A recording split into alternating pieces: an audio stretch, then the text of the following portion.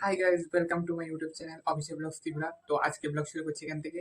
তো আজকের ব্লগের ভিতরে 5 মে যে নিট এক্সামের ব্লগটা ছিল, তো দুটোটাই অ্যাডজাস্ট করে নেব। কারণ কি সেদিনকে আমি কন্টিনিউ ব্লগ করতে পারিনি, আর কিছু কিছু আমি ক্লিপ ক্লিপ করেছি। তো ক্লিপগুলো এই ব্লগে অ্যাড করে দেবো। তোমরা অবশ্যই লাস্ট পর্যন্ত দেখবে, অবশ্যই সবার কাছে ভালো লাগবে। আর কমেন্টে জানাবে কেমন হয়েছে তোমাদের নিটের এক্সাম।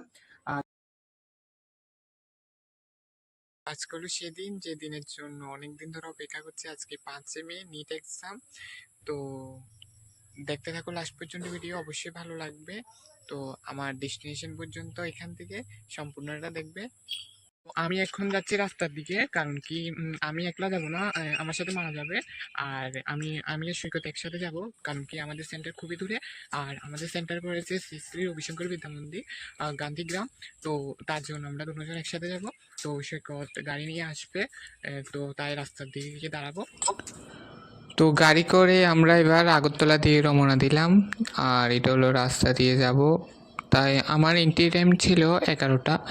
তো আমাদের চেষ্টা করছিলাম 11টার আগেই যাতে গিয়ে পৌঁছায়। বাট পরীক্ষা শুরু হবে 2টা। তো সেদিকে কোনো টেনশন নেই, কারণ কি 1:30-এর সময় গেট অফ হবে। তো এর আগে জেলেও কোনো অসুবিধা নেই। আর আমাদের ডেস্টিনেশন ছিল খুবই দূরে। তো রাস্তাঘাটও আমরা ঠিক চিনতাম না। তো লোকেশান দেখে দেখে রাস্তাঘাটগুলো ঠিক করছিলাম। আর এটা হলো আগরতলা। দেখো আমরা ব্রিজের উপর, আর ব্রিজ থেকে আগরতলা যে মানে ঘরগুলো, এগুলো কত ছোট ছোট, কি ভালো লাগছিল। আর সবগুলো ছিল কালারিং। আর আজকের দিনটা ছিল প্রচণ্ড গরম, রোদও খুবই ছিল। আর এখানে রোদ আর পরীক্ষার টেনশন আমার মাথা সত্যি ঘুরছে। আর এটা হলো আগরতলার প্রসিদ্ধ শ্রী শ্রী জগন্নাথ মন্দির। তো গান্ধীগ্রাম যেতে এখান থেকে অনেকটা দূরে। আই হোপ আমরা অনেক তাড়াতাড়ি যাব। তো এখান থেকে আমি এগুলো গাছগুলো দেখছিলাম, কৃষ্ণচূড়া। আর সত্যি বলতে আগরতলা শহর হলো, এখানে অনেক বড় বড় গাছ, অনেক মানে হারিয়ালা ছিল। আর আকাশটাও, রোদটা আই হোপ কমবে। তো আমরা গান্ধীগ্রামের লোকেশানগুলো দেখছিলাম। আর এটা ছিল লিচু বাগান। লিচু বাগান বলতে গেলে এখানে লিচুর সংখ্যা কম, বাট গাছ ছিল অনেকগুলো, লিচু একটাও ছিল না, আমি যা গাড়ির জানলা দিয়ে দেখেছিলাম। আর এটা হলো অক্সিজেন পার্ক, আর কিছুক্ষণ দূরে আমাদের গান্ধীগ্রাম। তো আমার খুবই টেনশন লাগছিল। বাইকোড়া থেকে গান্ধীগ্রাম যেতে মোট সময় লেগেছিল আমাদের 2 ঘন্টা 42 মিনিট, মানে যেতে যেতে।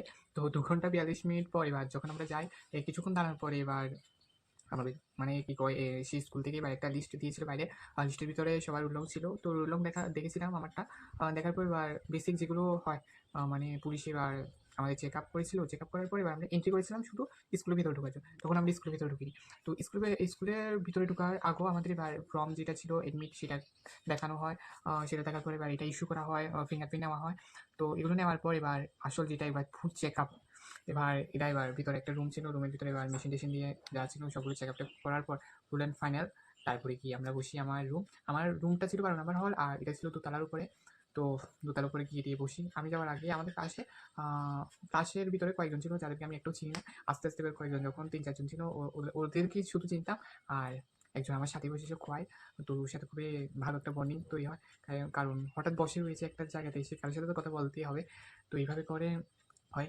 সেখানে বসতে বসতে প্রায় আমার আমি 11টা 15 স্কুলের ভিতরে ঢুকি। 11টা 15 থেকে 2টা পর্যন্ত কন্টিনিউ সেখানে বসেছিলাম।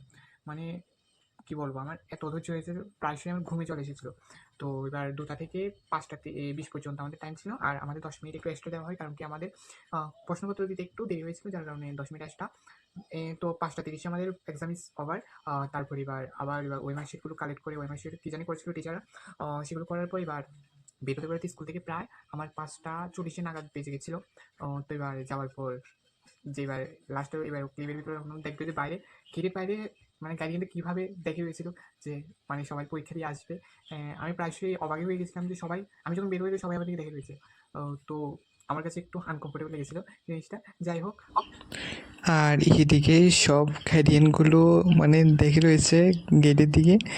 আর তখন আমাদের পরীক্ষা শেষ হয়নি ওভারঅল, এটা পরীক্ষার আগের। আর এই ক্লিপটা তুলেছিল আমার মা। আমি বলেছিলাম যে বাইরেরটা ক্লিপ একটা তুলে রাখার জন্য, কারণ কি ব্লগে এগুলো ইউজ করার জন্য। আর এবার আমরা বাড়ির দিকে যাওয়ার জন্য চলে যাচ্ছিলাম, আর রাতও অনেকটা হয়ে গেছিলো। প্রায় আমরা বের হতে হতে 6:22 বেজে গেছিলো। আর অনেকটা রাত যেতে যেতে আমাদের বাড়িতে আস্তে আস্তে প্রায় 9টা বেজে গেছিলো। যেহেতু রিজার্ভ গাড়ি ছিল তাই কোনো অসুবিধা হয়নি।